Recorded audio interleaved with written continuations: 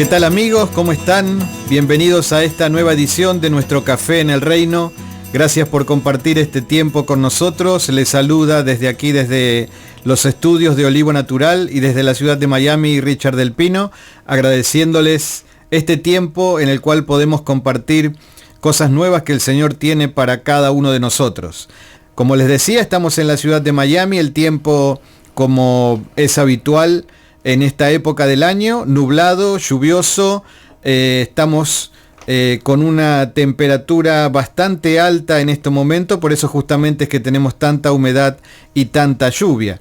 Y está con nosotros, como cada uno de los jueves, el rabino William Ferrer, que estará con nosotros en la charla de café, que realmente hoy esta charla se las trae, y en el segmento Retornando a nuestras raíces. ¿Cómo está, rabino? Bienvenido, gracias por estar con nosotros. Fue usted el que nos comentó que el tiempo está así, porque acá estamos encerrados y no vemos nada. Sí, el tiempo está malo. Gracias, Richard, por esa bienvenida. Y el tiempo está un poquito malo afuera, pero también es bueno.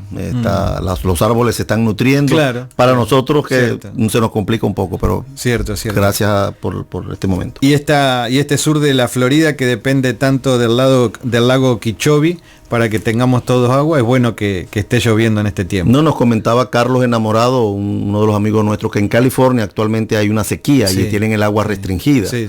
Y nosotros aquí estamos pasados de agua. Sí. Así que bueno, Carlos, si nos está escuchando, acá tiene una piecita, puede venirse cuando quiera y seguir su ministerio aquí en la hermosa Ciudad del Sol. Muy bien, dicho sea de paso, saludamos al pastor Ricardo Viskovic, desde la ciudad de Moreno, en la provincia de Buenos Aires, que él nos está escuchando, y también es el pastor que retransmite este programa en la ciudad de Buenos Aires. Ayer justamente lo estábamos escuchando y realmente se siente muy bien, así que estuvimos con él hablando después un buen tiempo a través de los mensajes de texto, así que un fuerte abrazo para Ricardo desde aquí, desde nuestra mesa de trabajo en Olivo Natural. Bien, ¿qué tenemos para hoy? Tenemos nuestra charla de café, que como les decía, el tema de hoy es más que interesante porque el rabino William Ferrer va a hablar acerca del Talmud. Me decía hace unos momentos atrás, dice, ¿cómo pretende usted que algo que tenemos que hablarlo durante 2 o 3 semanas, yo lo puedo hablar aquí en media hora? Y yo le respondí algo muy sencillo para mí. Bueno, ese es su problema. Así que esperemos que el Eterno le dé un espíritu de resumir todo esto. Pero sé que es un tema sumamente interesante, le digo que no se lo pierda. Y también tenemos el segmento de Retornando a nuestras raíces, y el tema de hoy es el nuevo pacto. Así que ahora nos tomamos 2 minutitos para un tema musical y enseguida comenzamos en sí el programa. No se mueva, ya estamos con usted.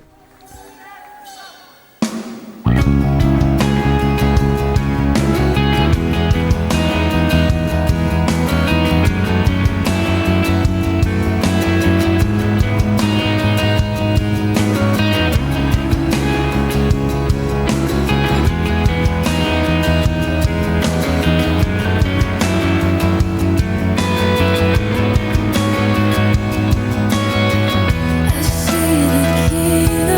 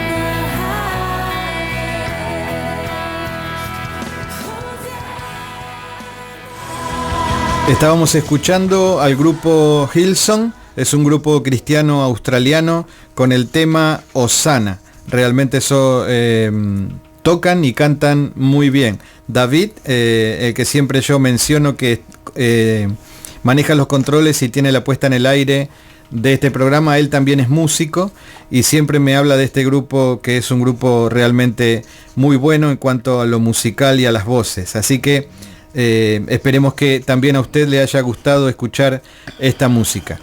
Vamos entonces a comenzar con la charla de café, que esto más que charla de café va a ser un estudio. Bien, les quiero comentar por qué a mí me interesó, solamente tomarme un minuto, de por qué a mí me interesó que el rabino pudiera estar trayendo este tema para nosotros como una especie de aclaración. Hay algunos programas aquí en la radio, un programa en FM que está a la noche, en una radio cristiana. Hay 2 radios FM que son las más importantes aquí en la ciudad de Miami, no las voy a nombrar en este momento. Hay una de ellas que tiene una persona que, bueno, se dice ser cristiana, pero realmente no sé dónde está parada, y estaba hablando el otro día acerca de las sectas que están floreciendo en este momento, y entonces él decía que como en el judaísmo también hay algunas sectas que también, digamos, en este tiempo están como siendo noticia o como creciendo y todo ese tipo de cosas. Entonces comenzó a hablar de la cábala, ¿sí? Y mezcló la cábala con el Talmud. Y se hizo un menjunje, como se dice en Argentina, un menjunje, un revuelto, una cosa media revuelta ahí, que yo en un punto me di cuenta, este hombre no sabe ni cómo salir de esto ahora, porque no sabía ni lo que estaba explicando. Entonces, bueno, vio como uno tiene ciertos recursos en la radio, manda música, entonces después empieza a hablar de otra cosa. Entonces digo, seguramente que si hay gente escuchando a este hombre, no va a entender nada, se le va a hacer peor toda la poquita información que tal vez tenga, esto le va a ser peor todavía de lo que realmente la puede estar ayudando. Así que me dije para mí mismo, la semana próxima el tema va a ser el Talmud. Y yo sé que lo metió en un compromiso, pero bueno, así es la vida. Es que resumir 2.400 años de literatura para hablarle en 1 hora y algo no es fácil. Pero vamos a tratar. ¿Qué le preguntaron a Giliel cuando le dijeron enséñame toda la Torá en lo que me puedo mantener en un pie de pie? Y lo pudo hacer. Sí. Bueno, yo sé que usted también puede. Pero era el gran Hillel, era el gran Hillel. Sí, es un tema apasionante. Es un tema, primero, número uno, el concepto de la literatura rabínica es un concepto muy desconocido dentro de la cultura latinoamericana. De hecho, tal vez los europeos y los americanos, los norteamericanos, tal vez dentro del liderazgo religioso protestante, hay una buena fracción de gente que se ha preocupado por ir a universidades a estudiar. Aquí un pastor va a una universidad secular a estudiar estudios religiosos. Claro. Mientras que en los países de Latinoamérica los pastores van a seminarios de las mismas organizaciones y por lo general salen con un bachiller o salen con una licenciatura, y ya para hacer un doctorado es un poquito más complicado. Aquí en los Estados Unidos, aquí hay de todas las, para poder alcanzar el PhD y máster y toda esa cantidad de títulos, pero el concepto de verdad que en América Latina es un poco pobre, y cuando vi el anuncio que usted colocó en el Facebook, me dio risa, ¿no? Porque yo dije, wow, esto va a ser un poco difícil tratar de explicarlo, pero lo voy a tratar de hacer de la manera más concisa. Si alguien me está escuchando y se me va, yo digo algo en hebreo, digo algo de la literatura, lo digo en hebreo, siéntase en la libertad de escribirnos en el chat, claro, para yo aclarar términos y conceptos, porque tristemente tengo que utilizar términos y conceptos hebreos para poder explicar lo que. Cuando nosotros hablamos de Talmud, la palabra todavía no la podemos usar ni para el judaísmo del primer siglo, no existía. O sea, el término como tal. Claro, claro. Cuando nosotros hablamos de Talmud, estamos hablando a partir del siglo 3, 4, 5 después de Yeshua. Eso no quiere decir que no había una literatura rabínica previa, claro, ¿no? Por eso quiero marcar esa distinción. El Talmud, lo que nosotros conocemos como Talmud hoy, es una obra de los sabios donde se recogen toda los conceptos, las discusiones rabínicas, las leyes judías, las tradiciones, las costumbres, las narraciones, los dichos, las parábolas, las anécdotas, las leyendas, conceptos de medicina. O sea, hay un compendio muy general donde el concepto Talmud abarcaba. Hay hasta cuentos, ¿no es cierto? Sí, hay cuentos, hay leyendas, parábolas que no son ni siquiera fueron reales, sino que fueron utilizadas para explicar verdades. Claro, claro. Que fueron recopiladas a través de un periodo de tiempo bastante largo. Entonces, ¿cómo se formó el Talmud? Yo creo que sería la primera pregunta, claro, porque si decimos que el Talmud es un compendio de una información vasta a través de los siglos en el judaísmo. Pero ¿cómo se formó el Talmud? Y ahí creo que es donde tenemos que partir. Mucha gente aún dentro del movimiento mesiánico no maneja estos conceptos. Y piensa que ya para el judaísmo del primer siglo existía el Talmud, claro, como tal. Bueno, en parte sí, en parte no. ¿Por qué? Porque el Talmud se formó, lo que conocemos hoy como el Talmud, se forma, hay dos posiciones para hablar del Talmud. Una tradicional rabínica y una histórica, que las dos no compaginan. Cuando nosotros hablamos de la tradición rabínica, quiero leer un pasaje del Pirkei Avot. El Pirkei Avot es un tratado del Talmud, donde los sabios explican cómo el Talmud, que comprende la ley oral, ¿no? la Torah oral, las enseñanzas orales, cómo nos llegaron hasta nuestros tiempos. Según la tradición, en el Pirkei Avot, en el capítulo 1, en la Mishnah 1, dice lo siguiente: Moshe recibió la Torah de aquel que se le apareció en el monte Sinaí y se la transmitió a Yehoshua, o sea, Josué, y Yehoshua se la transmitió a los ancianos y los ancianos a los profetas. Y los profetas se la transmitieron a los sabios de la gran asamblea, que es lo que conocemos como el Sanedrín. Estos expusieron 3 máximas: sed circunspectos en vuestro juicio, instruid a muchos discípulos y alzad un cerco protector alrededor de la Torah. Según la tradición, la Torah oral, que es lo que compone el Talmud, fue dada en el monte Sinaí. Esto pasó de esta manera: Moisés, Josué los ancianos al Sanedrín, y el Sanedrín pues lo transmitió hasta el día de hoy. Esa es la forma tradicional. ¿Podemos probarlo por las escrituras? Pues el judaísmo sacó tradicionalmente algunos textos de los ancianos que subieron al monte Sinaí y ellos atribuyen, según la tradición, que fue allí. Ahora, históricamente nosotros no podemos probarlo. Claro. Hasta donde la historia nos da información, por eso tenemos 2 puntos: el tradicional y el histórico. Cuando nosotros hablamos de la historia, sabemos que desde el monte Sinaí hasta los tiempos del primer Galut, del primer exilio, cuando vino Nabucodonosor y vinieron los sirios y después Nabucodonosor, Israel lo único que aprendía era Torah. No tenemos históricamente ningún documento que confirme que había otra cosa más que Torah, la enseñanza de la Torah. Ahora,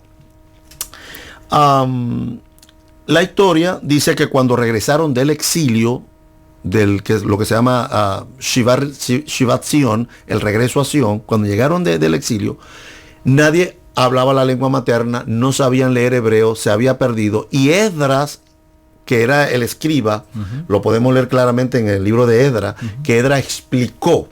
Entonces Esdras leyó y hubieron hombres que explicaron la Torah escrita, o sea, lo que estaba escrito, porque Israel entiende que hay 2 Torah: una Torah escrita, que es el Pentateuco, y una Torah oral, que está basada también en el Sinaí, que explica tradiciones y explicaciones de la Torah escrita. A esa Torah, en ese primer exilio, cuando llega, empieza a formularse, según la historia, las tradiciones y las interpretaciones escolásticas para ese entonces que existían. Ahora, sabemos que el Gran Sanedrín no, según la tradición, se formó en el Sinaí por los 70 ancianos, pero la historia nos lleva simplemente a Esdras. A partir de Esdras, cuando se regresan del exilio babilónico, es que se forma lo que se conoció posteriormente como el Sanedrín, o la Knesset Hagedolá, que es la gran asamblea, o lo que conocemos como Sanedrín. Se forma estando ya Israel establecida bajo el tiempo de los Hasmoneim, de los Hasmoneos, en el tiempo de los Macabeos, y a partir de ese tiempo se empiezan a formular las escuelas y las tradiciones. Y te voy a hablar de un término que poca gente conoce y se le llama los Zugot. Los Zugot viene de pares, o sea, un par de zapatos, un par de medias, pares. Zugot. ¿Quiénes eran los Zugot? De los Zugot todo el mundo habla de Hillel y de Shammai. Ellos eran Sugot, pero fueron los últimos Sugot que hubieron. Claro, la gente dice, no, Hillel y Shammai, pero no hablan de los anteriores, porque ellos fueron los últimos Sugot que hubieron, porque hubieron 5 grupos de Sugot que abarcaron periodos específicos. Por ejemplo, tenemos a Joseph ben Yoser y Joseph ben Johananen. Ellos hablaron aproximadamente durante las guerras macabeas, por allá por el año 186 antes de Yeshua. Ellos fueron los Sugot en ese tiempo. Tenemos a Yeshua ben Perajya y Natai ben Arbelá, que hablaron más o menos como por el rey, cuando el rey Hircano Macabeo reinó en el año 134 más o menos antes de Yeshua. Tenemos a otro grupo de Sugot que se llama Judá ben Tabai y Shimeón ben Shetach. Ellos hablaron aproximadamente durante el reinado también de los Asmoneos, de Alejandro el Hananeo, por allá por el año 103 antes de Yeshua. Tenemos otros que son bastante conocidos que se llama Shemayaya Batalión, que hablaron, que funcionaron como maestros en el tiempo del rey Hircano, Hircano II, por ahí al año 79 antes de Mashiach. Y tenemos a Hillel y a Shammai, que son los más conocidos, durante el reinado de Herodes, aproximadamente unos 40 años antes de Yeshua. Esta escuela de Sugot fueron los que formularon las interpretaciones, las escuelas, los dichos, las enseñanzas, y entonces cada uno fue debatiendo lo que se conocía hasta ese entonces. Muchos de estos hombres llegaron a ser líderes dentro de la comunidad tanto religiosa, porque acuérdense que en el tiempo de los Asmoneos eran reyes, eran sacerdotes, claro, en contra de la Torá, pero lograron ejercer las dos funciones. Entonces, durante este periodo, todo lo que nosotros llamamos Torá oral, en el tiempo del judaísmo del primer siglo, no se le llamaba ni Talmud, ni Alajá, nada, se le llamaba era tradición de los ancianos. Cuando lo has leído muchas veces en el Nuevo Testamento, ¿por qué tus discípulos no se lavan las manos y violan las tradiciones de los ancianos? ¿De qué ancianos estaba hablando? Estaba hablando de estos, de los Sugot, que eran los ancianos que habían establecido normas, tanto a nivel de tradición del lavado de las manos, del bautismo, porque estas cosas no estaban establecidas para Israel totalmente, claro. Sino para el grupo de los sacerdotes. Y ellos, pues, en sus interpretaciones establecieron normas que no solamente tenían que ver con Israel, con los sacerdotes de Israel, sino que tenían que ver con el pueblo de Israel, también se las implantaron. Entonces, como Pablo también cuando se defiende y dice ni contra el templo, ni contra nuestras tradiciones, ni contra las costumbres de nuestros padres. Está hablando de esas tradiciones y de esas costumbres. Que habían sido establecidas, o sea, como el lavamiento de las manos. Todas esas vinieron formadas por estos grupos de Sugot. Desde después del periodo que llegan, que el último, que son Hillel y Shammai, ya el grupo de los fariseos y de los saduceos, o los perushim y los saduquim, que están ya prácticamente en el judaísmo, quien gobernaba propiamente en el judaísmo del primer siglo no eran los fariseos, eran los saduceos, eran los que tenían todo el control religioso dentro del judaísmo del primer siglo. Y los fariseos eran una casta también de gente muy preparada, pero gente también muy sencilla, que tenían que ver más que todo con la gente del pueblo, y tenían otra forma de interpretar. Un ejemplo, la escuela de Hillel decía que te podías divorciar por cualquier cosa, la escuela de Shammai decía que solamente te podías divorciar por causa de una fornicación. Y eso es lo que Yeshua cita. Claro. O sea, Yeshua cita que la escuela de Shammai tiene una interpretación más ajustada a la Torá que la escuela de Hillel en ese aspecto. Claro. Porque en Mateo 23 Yeshua dice, en la cátedra de Moisés se sientan los escribas y los fariseos. Hagan todo lo que yo les diga que enseñen conforme a Torá, pero no hagan como ellos hacen. Entonces Yeshua prueba que en esa parte los fariseos reconoce, no es que era fariseo, sino que reconocía que como Mashiach, que él tenía la autoridad para reconocer que estaba bien y que estaba mal. Ahora, a partir de Herodes, del año 0, de la era común, ¿verdad? Pues no estamos hablando de la era religiosa hebrea, sino estamos utilizando la que manejamos nosotros. A partir del 0 hasta el 200, hay un periodo que se llama el periodo de los Tanaín, o de los Taná, de los hombres que enseñaron a repetir las enseñanzas. La palabra Tanaín tiene que ver con un verbo llamado Shana en hebreo, que significa aprender por repetición, para ponerlo de una manera más sencillo. En ese periodo, todas las enseñanzas que ellos aprendieron de los Sugot, tuvieron que repetirlas y aprenderlas de memoria, porque no estaba permitido escribirlas. Y a partir del 0 hasta el 200, ellos tuvieron que repetir esas enseñanzas orales. Por eso la famosa expresión, oíste que fue dicho. Claro, claro. Porque había que repetírsela a los discípulos y repetírsela a los discípulos para que ellos la pudieran memorizar. Este periodo llamado, el periodo de los Tanaín, tal vez el hombre más influyente en este periodo de tiempo fue Yohanan ben Zakkai. Yohanan ben Zakkai fue un sabio del siglo I que vivió antes de la destrucción del templo y vivió después de la destrucción del templo, y fue el que organiza la asamblea de Yafne al norte en Galilea, donde al ver el templo destruido decide reunir a los sabios y determinar un judaísmo. ¿Cómo vamos a vivir un judaísmo sin templo y sin patria y sin autonomía? Se va a perder esto. Y empiezan otras series de regulaciones que empiezan a funcionar a partir de allí. A partir de ese periodo de tiempo de los tanaítas, todo fue transmitido de una forma oral y repetitiva hasta que llegamos al año 200. Y a partir del año 200, a eso que hoy también no hay Talmud todavía, del año 0 al año 200 no hay Talmud. Existe tradición. Y esa tradición tiene una Mishnah. La Mishnah es una enseñanza por repetición. Claro, claro. Esa Mishnah, lo que conocemos como la tradición, cuando usted lee el Nuevo Pacto, el Nuevo Testamento, dice la tradición de los ancianos, ¿por qué violan vuestras tradiciones? Para ese entonces se le llamaba las tradiciones de los ancianos, pero había una Mishnah. O sea, esa tradición era enseñada. Entonces, a ese término se le llamó Mishnah. Y esa Mishnah fue enseñada por 200 años. Cuando se destruyó el templo, ya no había cómo enseñar la situación económica, política, social, religiosa, por las causas del Imperio Romano y las sublevaciones del judaísmo, hacía difícil que el discípulo fuera a estudiar. ¿Qué pasa? Que terminando el año 200, 220 más o menos, uno de los líderes, llamado Simón el Príncipe o Yehuda Anasí, lo que hace es que dice, todo esto se va a perder. Claro. Vamos a escribirlo, vamos a romper la tradición de no escribirlo, porque si no, ya tenemos 150 años, 200 años fuera de Israel, y se nos va a perder esto. Perdón, lo de no escribirlo era una tradición. Era tradición. No era Torah. No era Torah. Okay. Es una cuestión de tradición, una cuestión que se formuló. ¿Por qué? Porque a la cultura oriental pues le gustaba desarrollar esas capacidades de memorización, y era la confiabilidad que le daban a un discípulo de poder aprender. O sea, la idea era que yo tenía que repetírtelo, pero luego yo tenía que irte a ti y repetírselo a otro, y si lo hacías mal yo te corregía, claro. Te lo volvía a hacer a repetírselo a la persona. Entonces tú acomodabas lo que estaba mal y aquel volvía a escuchar la historia nuevamente, y así era que se iba transmitiendo oralmente una enseñanza, ya bien sea tradicional o una enseñanza de la Torah oral de un idioma, de un individuo a otro.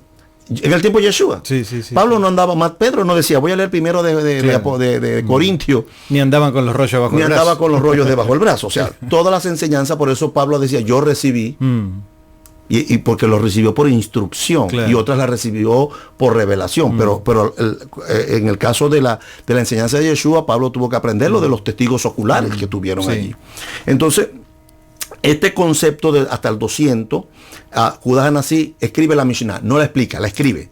Empezó a hacer preguntas e indagación y registró todas las Mishnayot, todas las enseñanzas. De hecho, cuando tú abres un Talmud, te vas a dar cuenta que la puedes identificar, porque aunque esté en hebreo, son cuadros pequeños.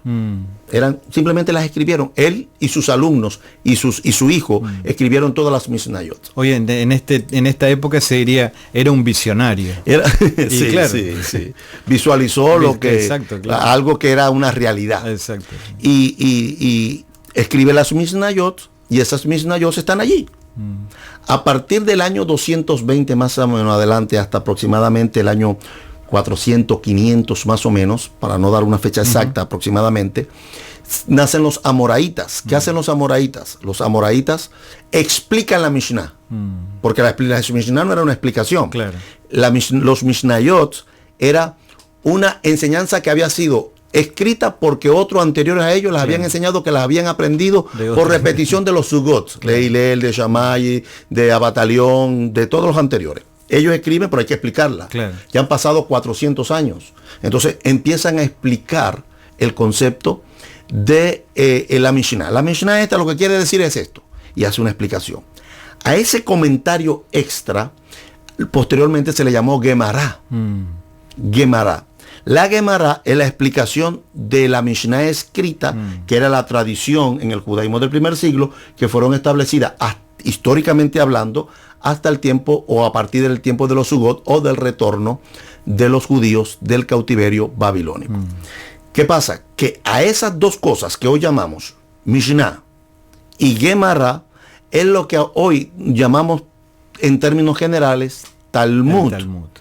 Talmud es el compendio de todas las tradiciones, enseñanzas de los Sugot que se transmitieron oral a través de todo el judaísmo del primer siglo hasta el año 200, cuando Judá Anasí las escribe sin explicarla, y luego llegan los Amoraim y explican la Mishnah. Ahí no queda. Todavía hasta el día de hoy hay términos nuevos que han sido añadidos y títulos. Estaban los Tanaítas, estaban los Amoraitas, estaban los Gabaonitas, los Gaonitas, no los Gabaonitas, los Gaonitas, y cada uno tiene un término en un periodo de toda la historia que fueron de alguna manera explicando la Torah. De hecho, el rabino Rashi, el gran Rashi, que vivió en España, en Francia, Rashi es uno de los comentadores más grandes que tiene el Talmud. Cuando tú abres un Talmud, te vas a dar cuenta que tiene la Mishnah en el medio y tiene puras escrituras a los lados. Una de esas escrituras son los comentarios de Rashi, que Rashi al ser el Talmud, por ser un hombre versado en su época, que comentó no solamente la Mishnah, comentó la Gemara, la explicación de la Mishnah. Explicó, están las Baraítas, que son otras porciones anexadas. Estos documentos, lo que es la Mishnah, hasta la Mishnah, porque ya la Gemara estamos hablando 200 años después del Nuevo Testamento, después de Yeshua. O sea, ellos explicaron la Gemara, pero la Mishnah sí la podemos ubicar en el tiempo del judaísmo del primer siglo y mucho antes del judaísmo del primer siglo. Claro. ¿Por qué? Porque ya la tradición estaba. Entonces, cuando nosotros vamos a utilizar el término del Talmud para sacar provecho, para poder entender la literatura del Nuevo Pacto, por ejemplo, no podemos agarrar toda la literatura talmúdica, porque ya sabemos que Rashi, que habló en el siglo XIII, también tiene comentarios allí. Estamos hablando 1400 años después de Yeshua. O sea, tenemos que ubicar, a la hora de utilizar el Talmud para interpretar o para comprender el judaísmo del primer siglo, cuando leemos el Nuevo Pacto, el Nuevo Testamento, tenemos que solamente tomar como punto de partida las Mishnayot, las enseñanzas que surgieron en el judaísmo del primer siglo. Y lo que hicieron los Amoraim fue explicar eso, y tendríamos que ver, de acuerdo a cada Mishnayot, de acuerdo a cada enseñanza y a cada interpretación de los Amoraitas, si esa explicación nos ayudaría a nosotros en este día, en este tiempo, a poder comprender mejor el Nuevo Pacto. Bien, me parece importante hacer un alto aquí, porque vino toda la explicación que resultó muy buena, fabulosa, muy explícita y muy entendible. Le recuerdo a nuestros amigos que nos están escuchando, como usted lo dijo al principio, si hay alguna cosa que no llegaron todavía a entender, tienen una herramienta bien interesante que es el chat. Ellos pueden en este momento estar chateando y haciéndole ese tipo de preguntas. Vamos a tomarnos una pausa. Creo que mientras usted iba hablando, tomé una decisión que la voy a reafirmar mientras escuchamos un tema musical. Es el segundo tema musical. Y luego vamos a comenzar, porque ahora ya tenemos toda la explicación de realmente qué es el Talmud, cómo está compuesto el Talmud y cómo llegamos el día de hoy a tener en nuestras manos el Talmud. Ahora, lo que me interesaría saber es un par de cosas más, y seguro que a nuestros amigos también, es Yeshua utilizó el Talmud, la iglesia primitiva usaba el Talmud, y otra cosa que ya nos traería más a este tiempo actual. Nosotros como Iglesia del Señor tendríamos que conocer el Talmud y usarlo para un mejor entendimiento de las Escrituras para aplicar a nuestras vidas. Y le comentaba al rabino William Ferrer, y también quiero comentárselo a ustedes que nos están escuchando, que por cuestiones de espacio vamos a dejar por hoy de lado nuestro segmento de Retornando a Nuestras Raíces. Principalmente porque este tema necesita bastante tiempo para desarrollarse, el tema del Talmud, y hemos llegado a un punto bastante interesante que el rabino pasará a explicarle ahora en unos minutos más, donde creo que se va a necesitar más espacio para que esto realmente pueda entenderse de la mejor manera posible. Nos están escuchando desde Hialeah y está conectada a través del chat nuestra amiga y participante de aquí de nuestro programa Café en el Reino, Patricia Ferrer, a la cual saludamos con un fuerte beso. El otro día le hice poner colorada acá. ¿Sí? Sí, ¿usted no lo escuchó el otro día? No lo porque, escuché. Bueno, se lo perdió.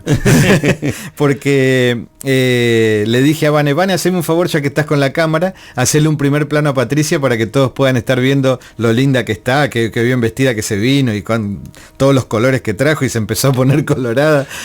Alguien me mandó, Dios, salúdeme a su esposa que habla muy bien en la radio. Y decía, ¿quién será? No, ella tenemos el mismo apellido, pero no somos esposos. Claro. Tenemos el mismo apellido, pero no somos matrimonio. Un saludo a Patricia desde aquí, desde la radio. Valga la aclaración por dos motivos, por su esposa y por el esposo de Patricia. Así que bien, Patricia, un fuerte beso desde aquí. Nos están escuchando desde la ciudad de Pozuelo, en España. También desde West Palm Beach, desde San José, California, desde Pittsburgh, desde también, bueno, el mapa marca California, pero no dice dónde, y también desde la ciudad de Nueva York. Así que a todos ellos que están en el mapa y a todos los que nos están escuchando, que no aparece el mapa, gracias por estar como siempre con nosotros. Es el tiempo perfecto, el tiempo exacto para que el rabino William Ferrer pueda seguir con el tema el Talmud. Rabino, después de toda la explicación que nos acaba de dar y que realmente ha sido muy buena, excelente y muy aclaratoria, ahora usted sabrá con lo que tiene que seguir. Sí, el punto es ahora cuando llegamos al nuevo pacto, al Brit Hadashah, al Nuevo Testamento. Por lo general los lectores del Nuevo Testamento, aquí en Occidente, cuando abren la Biblia, como están descontextualizados totalmente porque vivimos en América Latina, y agarramos un libro y sabemos que el libro lo escribieron los judíos, sabemos que este libro se escribió en Israel, que muchas de esas experiencias que leemos aquí fue en esa tierra. Pero cuando llegamos al Nuevo Testamento y oímos a Yeshua hablar, cuando oímos a Pedro hablar, cuando oímos a Pablo escribir, a Juan, automáticamente pues a nuestra mente viene el concepto de la inspiración, y cuando hablamos de la inspiración pues damos por sentado que todo lo que está escrito aquí nadie lo sabía, solamente hasta que estos hombres lo escribieron. Ese es el concepto muy pobre que tenemos en el concepto de revelación o de inspiración. No tanto revelación, porque ya la revelación estaba dada, claro, sino era la inspiración para resolver algunos problemas en el nuevo pacto. Perdón, para entender algo mejor, o capaz que nuestros amigos también, ya que tocó ese punto, inspiración. ¿La inspiración puede venir solamente de Dios? ¿O puede venir también de cosas que nosotros estudiamos, leemos? Bueno, puede ser, usted puede inspirarse a escribir una canción y no tiene que hacer nada con la espiritualidad, es una cuestión, la inspiración es una condición humana que tenemos para componer, para armar. Me llegó la musa y escribí. Okay. Esa es una cosa. Pero cuando hablamos de cosas religiosas, solamente puede venir porque nadie puede hablar verdades espirituales al menos que Dios las inspire a que un escritor las plasme en un pergamino, en una hoja, en lo que haya. Cuando hablamos, por ejemplo, en el caso de los apóstoles, acuérdense que la mayoría de ellos eran gente sencilla. O sea, eran agricultores, eran pescadores, gente que tenían sus empresas, pero era gente muy tosca, y la gran mayoría vivía en el norte, en Galilea, donde eran bastante toscos y tenían un dialecto un poco diferente a los de Jerusalén, una forma de hablar diferente. Hasta menospreciados en cierta forma. Menospreciados tal vez porque eran menos religiosos, no eran tan observantes como de hecho el Talmud dice que si te quieres hacer rico, vete a Galilea, ¿no? Claro. Te quieres hacer grande con riqueza, vete a Galilea. Te quieres ser grande espiritual, ven a Jerusalén. Claro. Entonces, de hecho los galileos cuando venían a Jerusalén, dice el Talmud que se burlaban de ellos por su forma de hablar, la forma de pronunciar cosas que a veces no se les entendían. Y para tener una idea más o menos de esto, era como me imagino que pasa en cualquier parte del mundo, en cualquier país del mundo, donde los capitalinos tienen una jerga, y los orientales tienen otra jerga, los occidentales tienen otra jerga, los sureños tienen otra, y también en el mismo país. En Argentina sería los provincianos tienen otra jerga. Entonces cuando esa gente viene a la región de uno, pasa aquí en este Gran Miami, usted oye a un colombiano decir los frijoles, y oye a un cubano decir frijoles, y de pronto ve a un suramericano decir porotos, y entonces imagínense, y estamos hablando del mismo grano, ¿no? La misma semilla.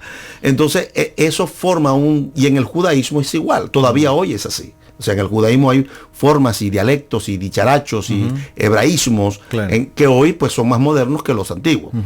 Pero en el tema de la Biblia es importante porque cuando nosotros leemos el Nuevo Pacto, de hecho, yo no conozco la literatura rabínica, ¿no? Me estoy colocando en la posición de un latinoamericano. Claro, claro. Yo no conozco la literatura rabínica, de hecho, nací en una cultura cristiana, donde todo gira en torno a Jesús, las fiestas, actividades, o sea, las reglas, las tradiciones, las costumbres donde yo me crié.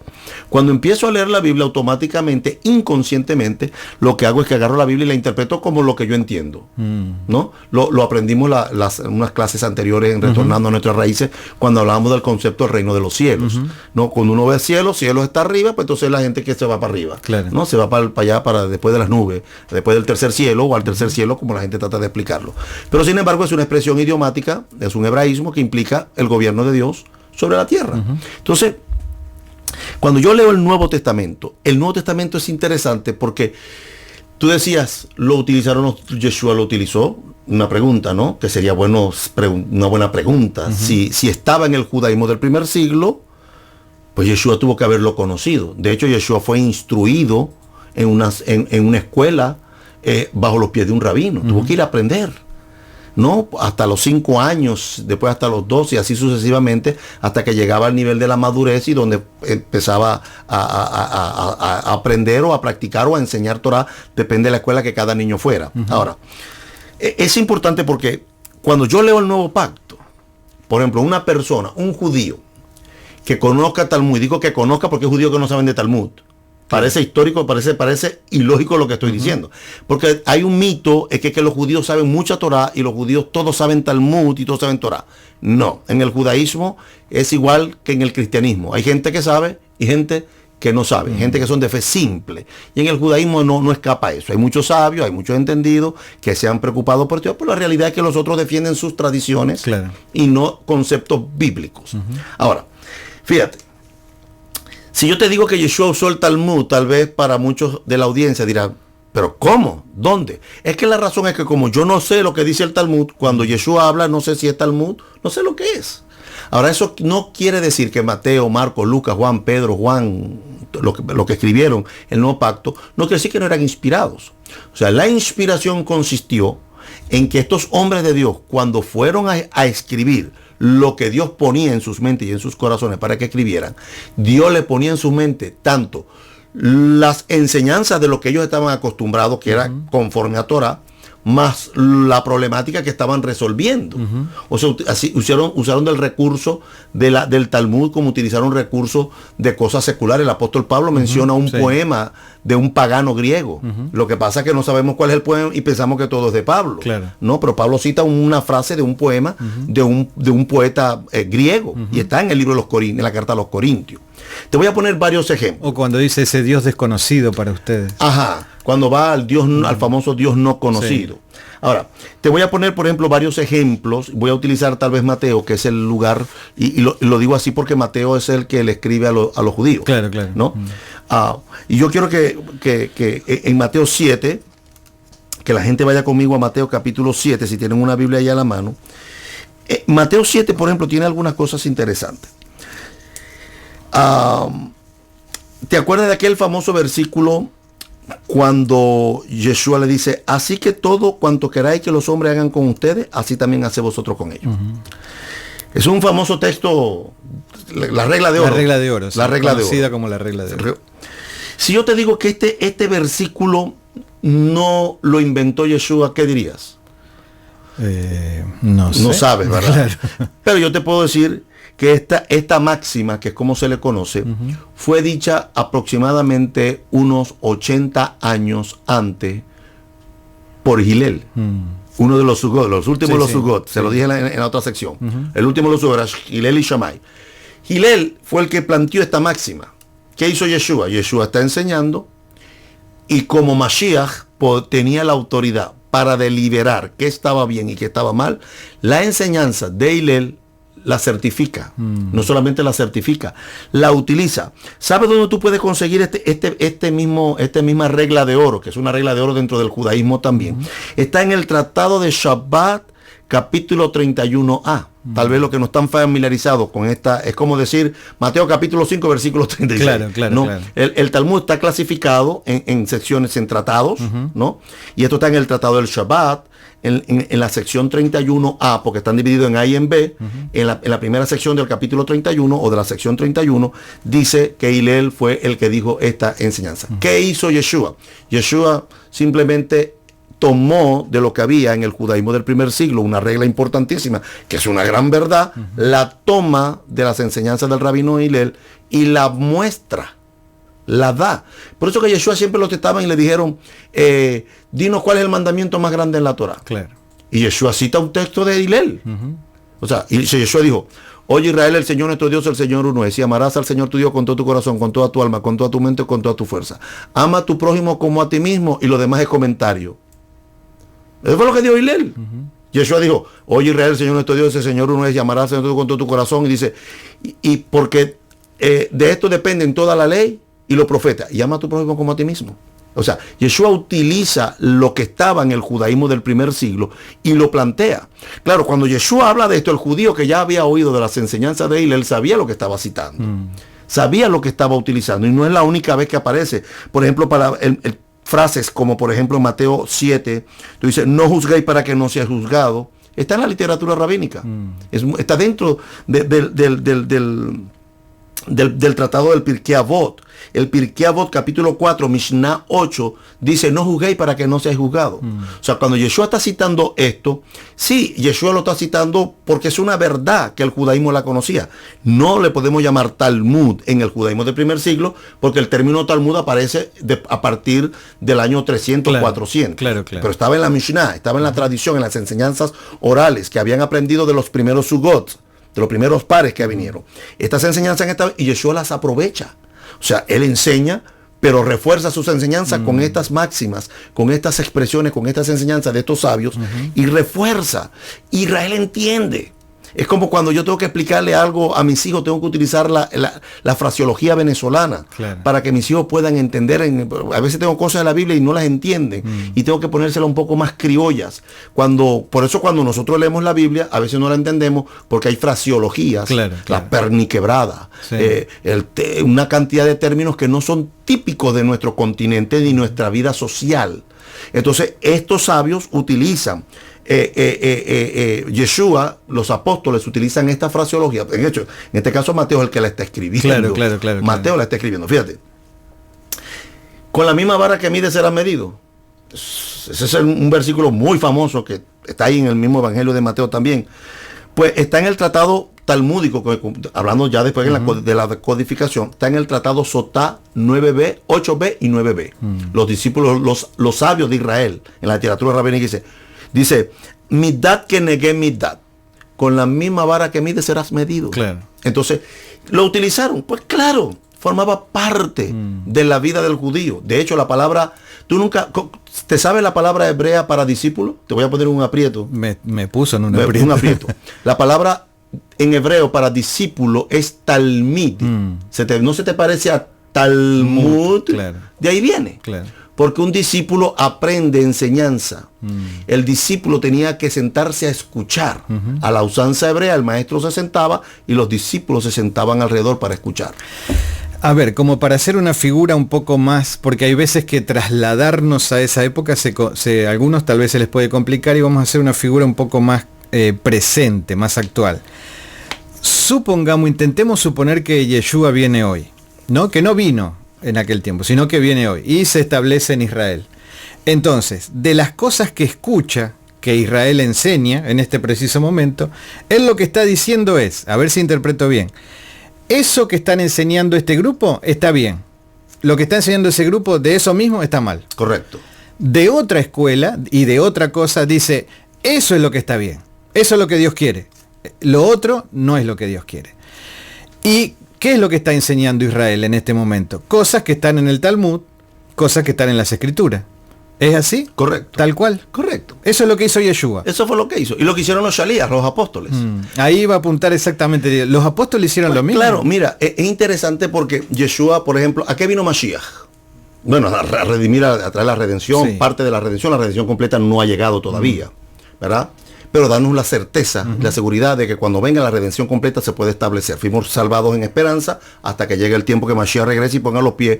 Pero el propósito de la venida de Mashiach está claramente en la literatura rabínica cuando dice que cuando Mashiach viniera, Mashiach venía a enseñarnos la Torah tal y cual como era. O sea, Mashiach tiene el poder, aún dice la literatura rabina, de cambiar la Torah. No la cambió, pero él tenía el poder, dicen los sabios. Él tiene el poder para cambiar la Torah si él quisiera. Le he dado la Torah. En el caso de Yeshua, Yeshua desaprueba, como te lo dije al principio, el divorcio bajo la escuela de Hillel. La desaprueba, pero aprueba la de Shammai.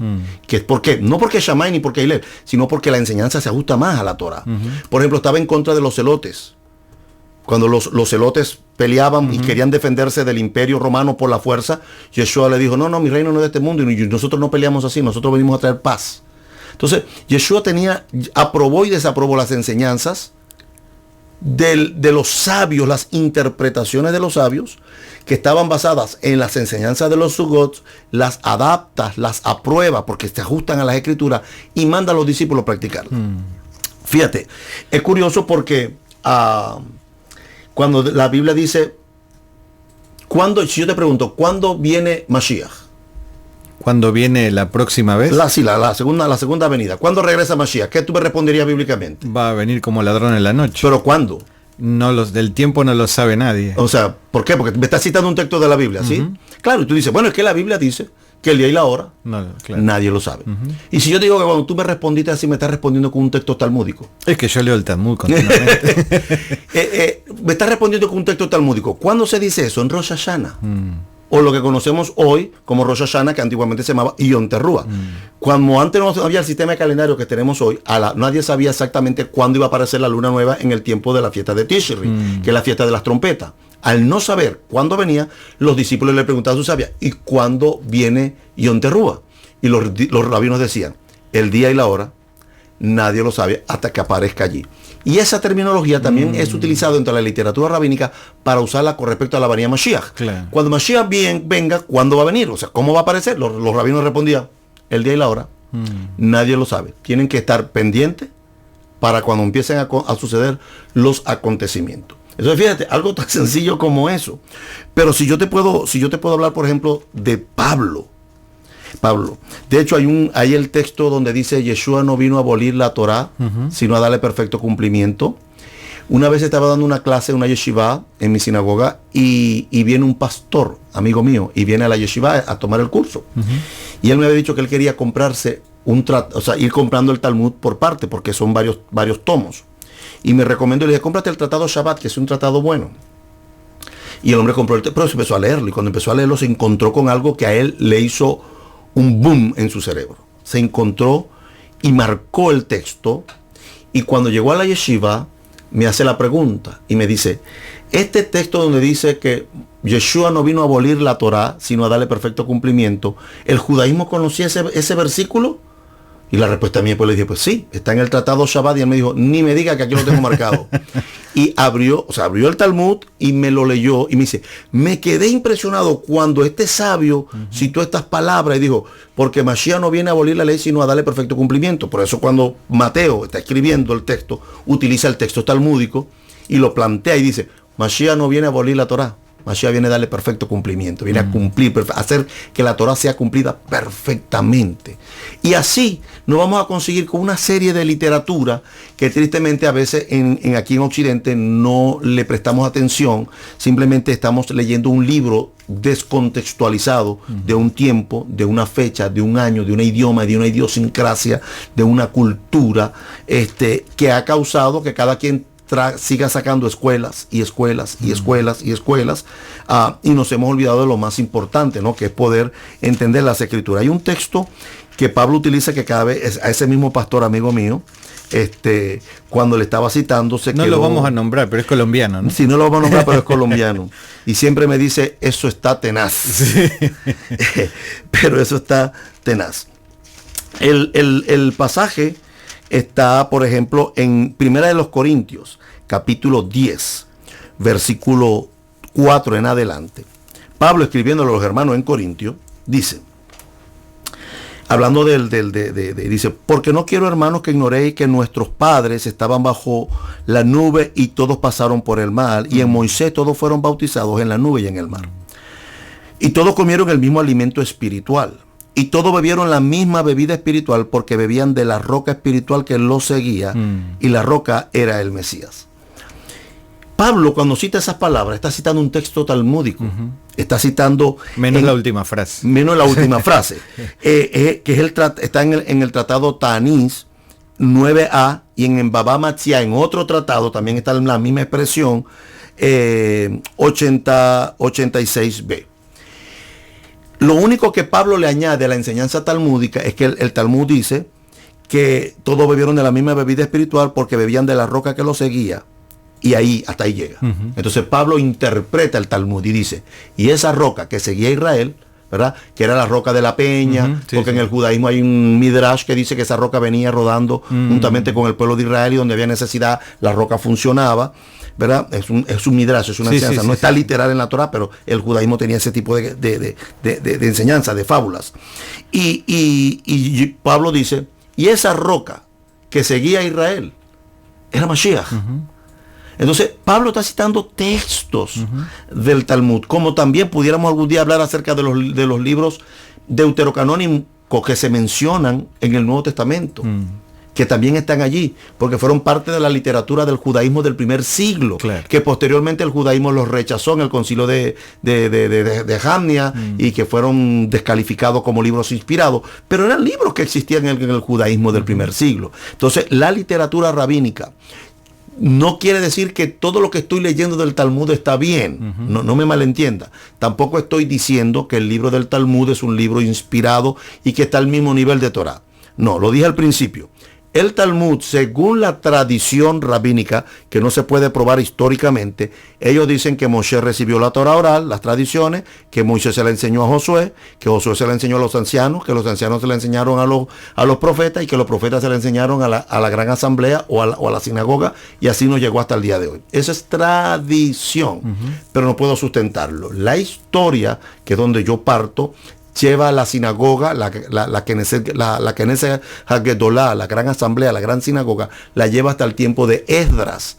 Y a partir de allí, a través de los Sugot, fue que se formuló una serie de escuelas y de tradiciones que se mantuvieron y caminaron en el judaísmo de primer siglo. Y estas enseñanzas, no estamos diciendo que son inspiradas, pero ¿sabe qué? Considero que toda persona que le guste estudiar la Biblia debe ir a buscar información en la literatura rabínica, porque la literatura rabínica va a ser una herramienta importante a la hora de estudiar las escrituras, y no pensar que el apóstol Pablo era venezolano a la hora de interpretar la Biblia. Pablo era judío y había que entender la fraseología, la idiosincrasia, el idioma, el pensamiento, el concepto aún teológico del judaísmo del primer siglo, que no es el mismo del medieval, ni mucho menos del que tenemos ahora moderno. Estamos llegando a dos momentos sumamente interesantes. El primero es que se nos está terminando el tiempo. Y nos quedan 5 minutos, tal vez 6, para entrar en un punto que realmente nos toca muy de cerca, muy firme, muy presente. Está todo muy lindo, ¿sí? Está todo muy bien. Ya conocemos lo que es el Talmud, cómo está compuesto, quién fue el que lo organizó, ya conocemos todo eso. Conocemos que Jesús lo usó, lo utilizó.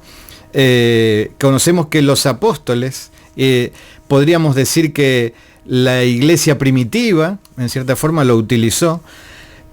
Pero, bueno, estamos en el 2014 y estamos bastante lejos de esa época. Nosotros hoy sabemos a ciencia cierta que el libro que utilizamos es la Biblia. Nos beneficiaría, acá viene la pregunta y el pensamiento mío, ¿nos beneficiaría a nosotros en este tiempo tener la posibilidad de conocer el Talmud? ¿Nos ayudaría a enriquecernos espiritualmente y a embellecer aún más las Escrituras? Te voy a responder con otra pregunta. Es una manera como respondemos en el judaísmo. Yo me meto en cada uno. Bueno, ¿te ha beneficiado poder entender 1 Corintios capítulo 10 versículo 4, cuando Pablo dijo, y todos los que bebieron de la misma bebida espiritual, porque bebían de la roca espiritual que lo seguía, y la roca era el Mashiach? ¿Te ha beneficiado? Seguro. Pablo está citando un texto. talmúdico. Entonces te ha beneficiado. ¿En qué te ayuda la literatura rabínica? Ya bien sea el Talmud, bien sea los Midrash, sea la Gemara, sea cualquier literatura rabínica que te ayude.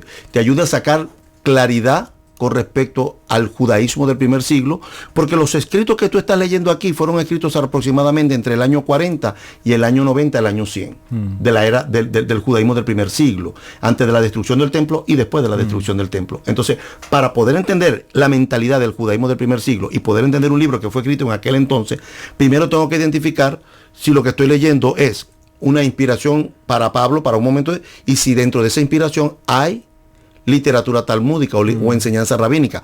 ¿Cómo la entiendo? Si yo busco la literatura rabínica y la leo, me empapo de ella para poder sacar provecho, sacar luz, mejor comprensión al texto y no pasármela parafraseando o adaptando la Biblia a la vida social, los 7 pasos de cómo salir de una vida de complejos, los 4 pasos de cómo vivir una vida de prosperidad. No, pues la Biblia no es para eso. O sea, el concepto del reino no era eso. O sea, cuando usted vaya a buscar la literatura, porque no vas a agarrar un Talmud y en todos los pasajes o en todos los tratados vas a conseguir la respuesta para todo. No, porque con el Talmud no se interpreta las escrituras, sino que es una herramienta que cuando tú empiezas a leer un debate de un rabino o de varios rabinos, te vas a dar cuenta que hay temas que los están tratando y te dan luz importante. Y quiero leerte un pasaje que te acuerdas del pasaje aquel cuando Yeshua dice, porque si tu ojo es bueno, todo tu cuerpo está lleno de luz, si tu ojo es malo. Lo cité cuando hablé de estos muchachos. Por eso me lo trajiste a la mente y lo busqué en el Pirkei Avot. Okay. Cuando yo tenía quizás unos 14 años, cuando yo recibí, pues yo recibí a Yeshua como mi Salvador, encontré predicadores que decían que que por el ojo entra el pecado, que no podías ver televisión, que no podías ir al cine. Estoy hablando de hace 40 años atrás. Yo prediqué de eso. Sí, ¿es cierto? Sí. Padre amado. Bueno, te voy a leer un tratado, te voy a leer el Pirkei Avot. Dice, Rabbi Eliezer dice, el buen ojo, para evitar malos entendidos, hemos traducido por el ojo bondadoso, aunque hubiera sido más exacto decir el ojo de benevolencia. No se trata, por supuesto, del ojo del cuerpo, sino del ojo espiritual. En la Torá suele suceder que las expresiones buen ojo y mal ojo se emplean en sentido figurado. Por ejemplo, en los siguientes versículos, procura que tu ojo no mire con maldad a tu hermano cuando éste te necesita, ni le niegues tu asistencia. Esto está en Deuteronomio capítulo 15, versículo 9. El que tenga buen ojo será bendecido, pues comparte su pan con los pobres.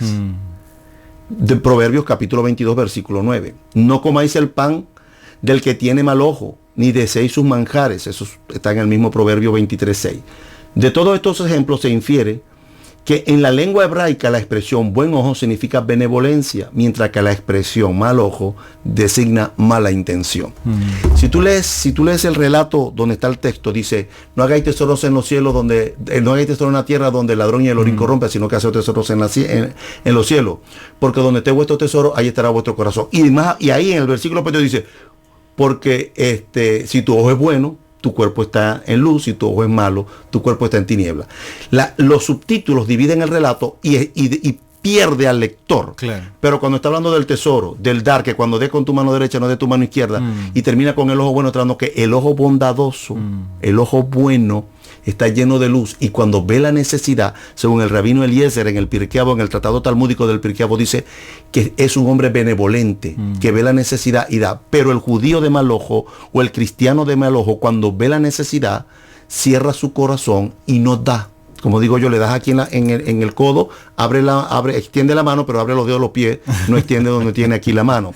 Entonces, es importante poder entender estos conceptos, porque si no, vamos a seguir diciendo que mirar televisión es pecado, porque el mal ojo, el buen ojo. No, está hablando de la capacidad con que Hashem nos creó, claro, que Hashem nos creó buenos, que tenemos que inclinar nuestra vida hacia el bien. Pero cuando yo leo estos textos en el Nuevo Testamento, y no entiendo, porque es un refrán que aún hasta el judaísmo de hoy se enseña.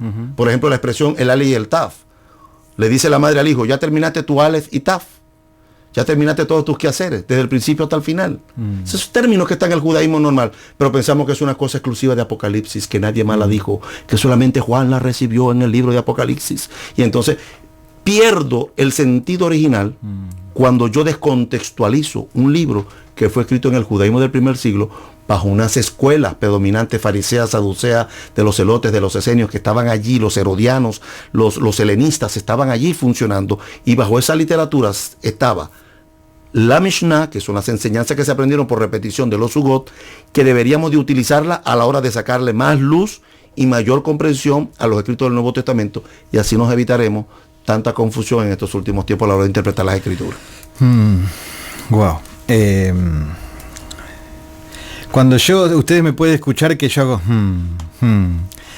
es porque estoy abriendo mi cabeza y recibiendo cosas que realmente para mí son nuevas, y pensaba, mientras escuchaba hablar al rabino, cuántas cosas todavía hay por aprender. Así que muchas gracias, rabino, por este tiempo.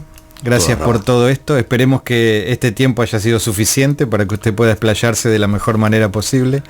Sé que no, conociéndolo, sé que no, pero creo que se ha hecho un buen resumen, y creo que ha quedado bien claro el tema de qué es el Talmud, cómo está compuesto, cómo fue usado y cómo tendríamos que usarlo nosotros aquí en este tiempo.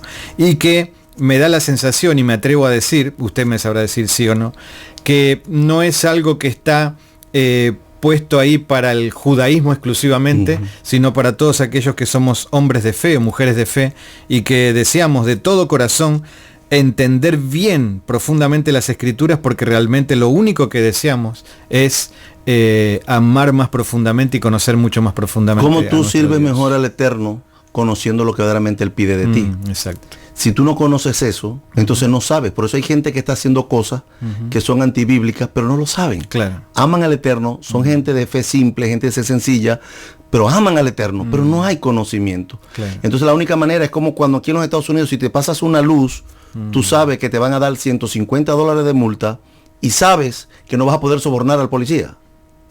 Entonces, cuando tú conoces mejor las Escrituras, conoces la voluntad de Dios. Y como la voluntad de Dios es buena, es agradable y es perfecta, vas a empezar a caminar una vida más ordenada conforme a la voluntad de Hashem. Amén. Me acaba de dar el título de lo que quiero que traiga la semana que viene. Ya me va a complicar desde hoy hasta la semana que viene. A ver. Los beneficios del conocimiento. Ok. Siempre hablando, por supuesto, en la perspectiva de lo que es la palabra del Señor, que eso es en lo que nosotros nos movemos, ¿no? Los beneficios del conocimiento. Me parece un tema bien interesante. Anótelo. Sí, porque... Con letra, mirad con cuán grandes letras os escribo. Anótelo, y sepa usted también, querido amigo que nos está escuchando, que ya puede estar preparándose durante esta semana que nos queda hasta el próximo jueves, para que la semana que viene el rabino esté tocando este tema, los beneficios del conocimiento. Muy bien, muchas gracias por este tiempo, gracias a todos los que nos están escuchando. Me comentan aquí en mi celular que también 6 personas están escuchando desde San José, California, así que un fuerte abrazo para todos los que estuvieron en este día con nosotros. Recordarles que sigan comunicándose a través de nuestras páginas durante la semana, y también recordarles que nos esperamos aquí el próximo lunes a las 7 de la tarde, hora de Miami, para que otra vez más, juntos, usted y nosotros, podamos estar participando de algo tan bueno y tan rico como es un café en el reino. Feliz semana para todos, gracias por estar con nosotros, saludos a la familia y que pasen muy bien, los esperamos el lunes.